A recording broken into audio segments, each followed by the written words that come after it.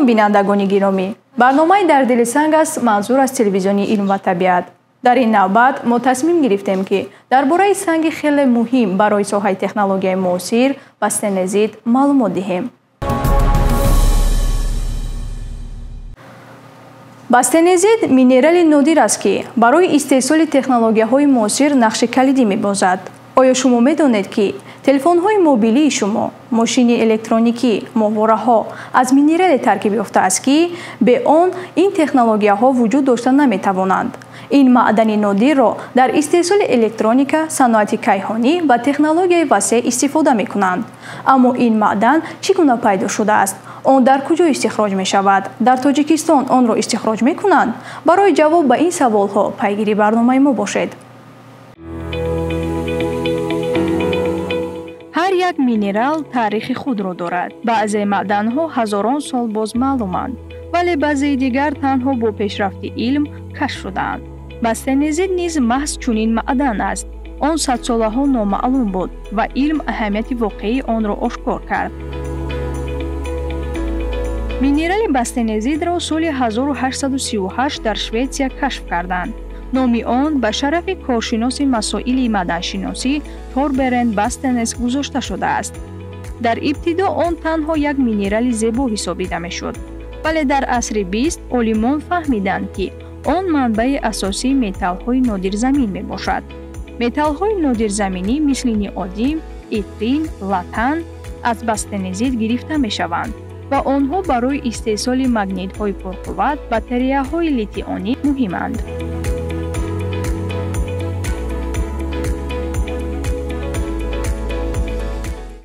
минералҳо ҳамчун як пайвастагиҳои кимиёвӣ дар табиат дар шароитҳои муайяни геологӣ таҳти фишор ва ҳарорати муайян ба вуҷуд меоянд. ва имрӯз ки мо дар хусуси минералҳои радиоактивӣ ё худ элементҳои камёфт металлӣ сухан мекунем ва пеш аз ҳама ба назари мо ин минерали бастенезит дучор меояд ки бастенезит нахустин маротиба санаи солҳои 1860 дар Шветсия дар яке аз мавзеъҳои ин давлат дар Баснез ном як маҳал, як мавзеъ дарёфт гардидааст ва аз ҳамин хотир бастенезит аз номи ҳамон маҳали бастенезит номгузорӣ карда шудааст. ва албатта имрӯз дар Тоҷикистони мо чунин конҳои бузурги бастенезит мавҷуд нестанд ва онҳо ҳамчун як минерал, бастенезит ҳамчун минерал дар ҳампайвастагӣ, дар ҳамдастӣ бо моноцит ва ксенотим дучор меояд. гарчанде ки онро дар асри 19 кашф карданд, аҳамияти воқеии он танҳо дар асри 20 ошкор шуд, вақте ки технологияҳо ба рушди металлҳои нодирзамин ниёз пайдо карданд. он аз ҷиҳати намуди зоҳирӣ ба маъданҳои маъмулии оҳандор монанд буд, вале таҳқиқотҳои озмоишгоҳӣ нишон доданд ки он дорои элементҳои ғайриоддӣ мебошад. бастенезитро аввалин бор Вилхелм Хиндигер, геологи шведӣ таҳқиқ кард. аммо аввалин таҳлилҳои кимиёвии онро Карл Густав Мосандер анҷом дод. пас аз кашфи он 10-солаҳо бастенезитро танҳо як маъдани ҷолиб медонистанд ва онро барои саноат истифода намебурданд. дар асри 19 геологҳо фаҳмиданд ки бастенезит металлҳои номаълуми зиёд дорад ки ба гурӯҳи металлҳои нодирзаминӣ мансубанд. аммо то соли 1940 ҳеҷ кас намедонист ки ин металлҳо дар куҷо метавонанд истифода шаванд. танҳо вақте ки саноати оптика, физикаи магнитӣ ва технологияҳои ҳарбӣ рушд карданд, олимон ба бастенезит таваҷҷӯҳ зоҳир намуданд. бастенезит минералест ки таркиби кимиёвии он аз лантан, серий, итри ва CO3 фтор таркиб ёфтааст ва сахтии бастенезит аз рӯи шкалаи Моос ки мо чандин маротиба дар баромадҳои худ қайд намудем, аз рӯи шкалаи Моос муайян карда мешавад ки он 4,5 аст ва зичии бастенезит 5,5 грамм сантиметри куб аст. ва албатта ин на он қадар минерали устувор аст ва дар табиат бештар با رنگ‌های شفاف، کبود، زرد و سرخ دچار می‌آید. گیولوگ آمریکایی دیل کریون و گروه او در منتن پاس کالیفرنیا یک معدن عجیب سرخ‌تاب را یافتند. آنها فهمیدند که این همان معدن است که در سوئیسرا کشف شده بود. مینرال‌ها با ساختار و ترکیب شیمیایی خود نادر است. باستانزیت نیز خصوصیت‌های مخصوص دارد که آن را برای صنعت معاصر مهم می‌سازد. در جدول ماس سختی مینرال‌ها را معین می‌کنند. سختی مینرال مذکور در جدول ماس به 4 و 5 می‌رسد.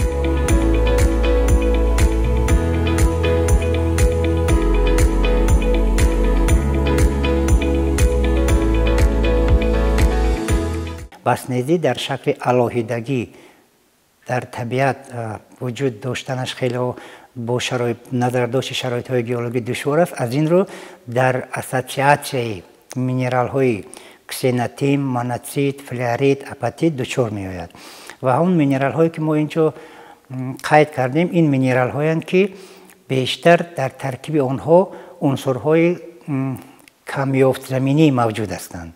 وقت از آنکه ما درباره عنصرهای کمیافت زمینی سخن میکنیم باید همین را گوییم که این عنصرهای کمیافت زمینی یا خود المنت ها در ترکیب مینرال ها هستند و باستانزیت، مونازیت، کسیناتیم این مینرال هایی هستند که اساساً همچون گسیل کننده عنصرهای کمیافت زمینی هستند. باستانزیت بیشتر در کانهای ولکانی مگماتیکی دچار می آید و تحت فشار و حرارت بلند پیدا می شود. در طبیعت سنگ‌ها با رنگ‌های گوناگون رو می‌خورند. هر یک رنگ آن نشانه آن است که در ترکیب مینرال‌ها کدام ماده شیمیایی موجود است. باستانزیت مینرال است که می‌تواند با چند رنگ گوناگون در محیط احاطه گردیده امان پیدا شود. رنگ آن اساساً از ترکیب شیمیایی، متال‌های نادر زمینی و عامل‌های محیط وابسته است. زرداب قهوه‌رنگ، طلارنگ معمول‌ترین رنگ مینرال بوده. چون این رنگ گرفتن آن از سبب در ترکیبش ماده‌های لانتان و سری است. اگر در ترکیب مینرال اکسید شوی زیاد باشد، آن رنگ قهوه رنگ را میگیرد. وقتی که مقدار نئودیم بلند است، رنگ مینرال گلابی، سرخ و ارغوانی می شود. بنابر موجودیت پرزئودیم، معدن نارنجی است. در طبیعت مینرال های باستانزیت با رنگ های سفید یا به رنگ خیلی کم میخورند. اگر باستانزیت در محیط آبدار رشد کند، رنگ آن روشن‌تر می شود. اما اگر با دیگر معدن ها آمیخته شود، مثلا با آهن، رنگ آن تیره می گردد. باستانزیت همچنین یک مینرالی گروه کمیافت زمینی از آن بیشتر تیتان، اولو سری ایتری به دست آورده می شود و معدن اساسی این گونه المنت ها باستانزیت است. و باستانزیت چیزی که ما در بالا قید نمودیم، در بالای سخن خود ابراز داشتیم، در یک جایگی با مونازیت و دیگر مینرال های گروه المنت های کمیافت زمینی دچار می آید که البته در اسوسیاسیون معین گیولوژی در شرایط های معین گیولوژی پیدا می شود و در هم از جهت فضایی و هم از جهت ژنتیکی پیدایش آنها با هم در یک جایگی هستند، با هم علاقمندی دارند. اگر باستانزیت را زیر نور اولترابنفش گذارید، بعضی نمودهای آن می توانند نور سبز یا گلابی دهند. رنگ باستانزیت از ترکیب متال‌های نادر زمینی، اکسید شوی و محیط تشکلیابی وابسته است. از این رو آن می تواند زرد، قهوه رنگ، گلابی، نارنجی و حتی سفید باشد. مینرال باستانزیت تابش شیشگی دارد. باستانزیت یکی از اساس‌ترین سرچشمه‌های ایتری و نئودیم است.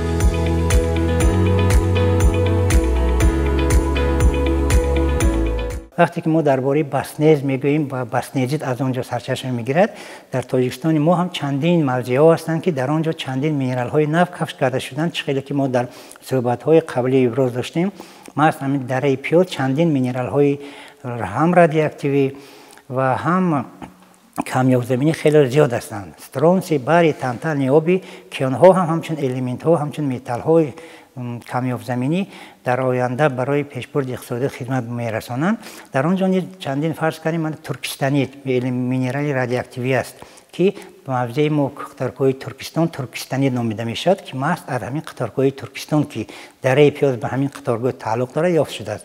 یا خود زرافشانیت نیز هم این چون قطارگاهش در تاجیکستان ما هست مینرال زرافشانیت وجود دارد که محض از دره پیاز یعنی موضع دره پیاز با قطارگاه‌های زرافشان نیز تعلق دارد از آنجا دریافت کرده است و محض با شرافت همین چیز نام مینرال زرافشانی نام دارد. و من دیگر موضع سرخابیت، اویسینیت، سوغدیانیت، تاجیکیت این همه موضع هستند که مینرال های هستند که با نام موضع های تاجیکستان نامگذاری شدند که در تاجیکستان ما یافته شدند و همین را باید قید نمود که هر یک مینرالی که بیشتری مینرال ها به نام عالمان بزرگ گذاشته می شود، به نام موضع ها و دولت های بزرگ گذاشته می شود که در آنجا اون آشکار گردیده است، در آنجا اون کفش گردیده است.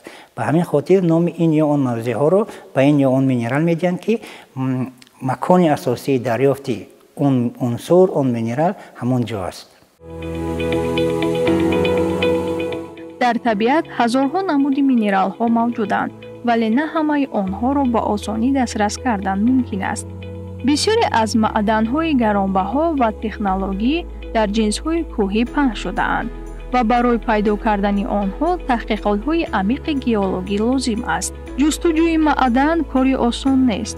برای معین کردن آنها عالمان و مهندسان تحقیقات زیاد می‌گذرانند. سنگ‌ها و کریستال‌ها را می‌آموزند، نمونه‌ها را تحلیل می‌کنند و تنها بعد قرار قبول می‌کنند که آیا استخراج کردن آن معدن از جهت اقتصادی مفید است یا نه. بعضی معدن‌ها مثل طلا و نقره قریب در تمام جهان یافت می‌شوند، ولی بعضی دیگر مثل بسته‌نظیر خیلی کمیاب بوده تنها در جای‌های معین پیدا کردن ممکن است. بسته‌نظیر یکی از سرچشمه‌های اساسی متال‌های نادرزمینی میباشد که برای استحصال تکنولوژی‌های بلندصفت استفاده می‌شوند. بسته‌نظیر در تاجیکستان خصوصاً در کان المنت‌های نادر و کمیاب‌زمینی و فلریت دونکلدیک پامیر شرقی دچار می‌آید. در آنجا ما در وقت آموختن مینرالوژی این کان بزرگ که در آنجا زیاده از 20 میلیون تن فلریت موجود است، ما با بسته‌نظیر در تحلیل ها بسیار سر و کار گرفتیم و آگاه هستیم که بسته‌نظیر یگانه مینرالی است که این دارای عنصرهای کمیاب‌زمینی ایتری، سیزی، سری، تانتال و اولوو می باشد و از اینجاست که معدن اساسی برای به دست آوردن این الیمنت هایی که ما نامبر کردیم این بسته‌نظیر، مناطیت، کسیناتیم و گوهو آپاتیت و فلریت هستند. از این رو که ما در موضع دره دونکلدیک پامیر شرقی در آنجا بودیم، چندین سفرهای اکسپدیسیونی تشکیل نمودیم و در آنجا ما با بسته‌نظیر دچار آمدیم که البته ذخیره الیمنت های نادر و الیمنت های کمیاب‌زمینی در این موضع خیلی زیاد است، در ردیف اون معدن فلریتی که من در اینجا گفتم خیلی ذخیره باید دارد. چین از روی استخراج مینرالی مذکور در جهان جای اول را اشغال می‌کند. چین بیش از 60% متال‌های نادرزمینی را استخراج می‌کند. کان‌های اساسی این کشور در منطقه‌های بیان آب جای گیرند. این معدن برای استحصال تلفن‌ها، کامپیوترها و تجهیزات‌های طبی استفاده می‌شود. ایالات متحده آمریکا پس از چین دومین استحصال کننده بزرگ بسته‌نظیر بوده، بزرگترین کان مینرال در کالیفرنیا موجود است. کان مانتان پاس یکی از کان‌های بزرگترین بسته‌نظیر در جهان میباشد. استخراج آن در سالهای 1950 آغاز شده. امروز برای مگنیت‌های ماشین‌های الکتریکی و تجهیزات کیهانی استفاده می‌شود. در برزیل در منطقه‌های کوهی میناژرایش کان‌های پای بسته‌نظیر موجودند. تحقیقات‌ها نشان می‌دهند که برزیل می‌تواند در آینده یکی از استحصال کننده اساسی در بازار متال‌های نادرزمین گردد. дар ҳиндустон дар иёлоти андра-прадеш конҳои муҳими бастаназид кашф шуданд. ин конҳо барои истеҳсоли маводҳои электронӣ ва ҳарбӣ истифода мешаванд. таҳқиқотҳо нишон медиҳанд, ки дар Африқои ҷанубӣ захираҳои калони бастаназид мавҷуданд. аз сабаби талаботи зиёд ба металлҳои нодирзаминӣ ин конҳо метавонанд ояндаи иқтисодии минтақаро тағйир диҳанд. таҳқиқотҳои геологӣ нишон медиҳанд, ки дар минтақаҳои кӯҳии Тоҷикистон захираҳои эҳтимолии бастаназид вуҷуд дорад. кӯҳҳои Бадахшон бо мавҷудияти ҷинсҳои метаморфӣ ва магматикӣ шинохта шудааст, ки барои ташаккули бастаназид шароити мувофиқро фароҳам меорад. дар Зарафшон ва Ҳисор конҳои дигар металлҳои нодирзамин кашф шудаанд, ки эҳтимоли мавҷудияти бастаназидро зиёд мекунад. дар магнитҳои қавии баландбасомат барои баландгӯякҳо ва гӯшмонакҳо, барои беҳтар кардани экранҳои LCD ва дисплейҳои OLED барои равшании экранҳо ва истеҳсоли LED истифода мекунанд. пас аз оне ки дар Швейтсария аввалин маротиба ин минерал дарёфт ошкор гардида шудааст ва мавзеи асосии баснез ки дар он ҷо минерал кашф шуд баснезӣ ном гирифтааст, дар Африқаи ҷанубӣ, дар Канада, дар Мадагаскар ва имрӯзҳо асосан ҷумҳурии халқии Чин яке аз давлатҳои пурқувваттарин аст, ки маҳз ба истеҳсоли элементҳои нодирзаминӣ ки дар он баснезид ҳам дохил мешавад, ҳамчун минерал машғул аст ва ягона имрӯз дар бозори ҷаҳонӣ давлати Чин ягона давлатест, ки бештар ба истеҳсоли ин гуна элементҳои нодирзаминӣ машғул аст. оё шумо медонед, ки дар дохили телефонҳои шумо металлҳое мавҷуданд, ки бидуни онҳо дастгоҳҳои шумо кор намекарданд? дар ҷаҳони муосир мо ҳар рӯз аз технологияҳои гуногун истифода мебарем. телефонҳои мобилӣ, ноутбукҳо, мошинҳои электрикӣ ва ҳатто моҳвораҳо. аммо на ҳама медонанд, ки тамоми ин технологияҳо дар таркибашон як гурӯҳи махсуси металлҳои нодирзаминӣ доранд. ин металлҳо дар табиат камёб буда истихроҷи онҳо душвор аст. яке аз сарчашмаҳои асосии ин элементҳо бастаназид мебошад. бе ин маъдан саноати муосир наметавонист инкишоф ёбад. ҳоло биёед бубинем, ки ин минерал дар куҷо ва чӣ гуна истифода мешавад. саноати мошинҳои электрикӣ ба маъданҳои камёфт сахт вобаста аст. магнитҳои пурқувват дар муҳаррикҳои электрикӣ ва металлҳое сохта мешаванд, ки аз бастаназид истихроҷ мешаванд. ниёдии магнитҳо муҳаррикҳои мошинҳои электрикӣ бе ин магнитҳо кор намекунанд. лантан ва серӣ дар батареяҳои гибридӣ ва итри дар катализаторҳои муҳаррикҳои экологӣ истифода мешаванд. ин минерал на танҳо барои телефонҳо ва мошинҳо муҳим аст. он дар фазо ва ҳатто дар системаҳои мудофиа истифода мешавад. бастаназидро ҳатто дар тибби муосир низ истифода мебаранд. дар рентген, дар шишаҳои лазерии тиббӣ барои ҷарроҳиҳои чашм ва дандон ва дар филтрҳои шишагӣ барои муҳофизат аз радиатсия васеъ ба кор бурда мешавад. бастаназид дар технологияҳои сабз нақши муҳимро мебозад. магнитҳои пурқуввати турбинаҳои бодӣ бе бастаназид кор намекунанд. катализаторҳо барои коҳиши партовҳои газ дар муҳаррикҳо истифода мешаванд. то соли 2040 талабот ба металлҳои бастаназид барои энергетикаи сабз 30% зиёд шавад. талаботи ҷомеаи мо ба ҳамин гуна унсурҳои камёбзаминӣ зиёд шуда истодааст. хусусан дар радифи ин унсурҳо инчунин гурӯҳи элементҳои камёбзаминӣ ки мо инҷо номбар кардем, дар қатори инҳо бо лантаноидҳо ҳастанд ва дигар металлҳои дигар ҳастанд, ки ин литий, мисол стронсий, берилий, тантал ва ғайра, ки имрӯзҳо ин гуна захираҳо, ин гуна конҳое ки дорои ин гуна маъданҳои қиматбаҳо ҳастанд, онҳо дар Тоҷикистон мавриди омӯзишу таҳқиқу таҳқиқот қарор дорад ва ҳукумати ҷумҳурии Тоҷикистон низ дар барномаву стратегияҳои худ доир ба аз худ намудану ҷустуҷӯю ошкор намудани конҳову зуҳуроти элементҳои нодирзаминӣ, камёбзаминӣ назари нек дошта маблағгузориҳои ҳаматарафаро ба роҳ монда истодааст. имрӯз ки мисол талабот ба ин унсурҳо, ба ин элементҳои нодирзаминӣ зиёд шуда истодааст ва албатта дар Тоҷикистони мо низ умед дорем, ки солҳои наздик ба ин гуна истихроҷи ин гуна унсурҳои камёбзаминӣ رقابت پیدا می شود و کارکرد و براه ماندن و با استفاده دادن و استحصال کردن این گونه الیمنت ها براه مانده می شود. در این برنامه ما با یک مینرال کمیاب و به نهایت نادر باستنزیت شناس شدیم. مینرال باستنزیت در صنعت الکترونیکا، ماشین‌های الکتریکی، صنعت کیهانی و در ساحه طب معاصر نقش مهم می‌بازد. طلبات به باستنزیت سال تا سال زیاد می‌شود، زیرا جهان معاصر به انرژی سبز و تکنولوژی بلندصفت نیاز دارد. امروز ما فهمیدیم که مینرال‌ها تنها سنگ نیستند، آنها می‌توانند سرچشمه تکنولوژی، رشد علم و آینده سبز باشند. بینندگان عزیز، با همین برنامه نوبتی در دل سنگ به انجام رسید. برنامه‌های دیگر تلویزیون علم و طبیعت ادامه دارند که شما را با عالم زیبای طبیعت و دستاوردهای علم و تکنولوژی آشنا می‌سازند. خیر، تا برنامه‌های دیگر خوش بمانید.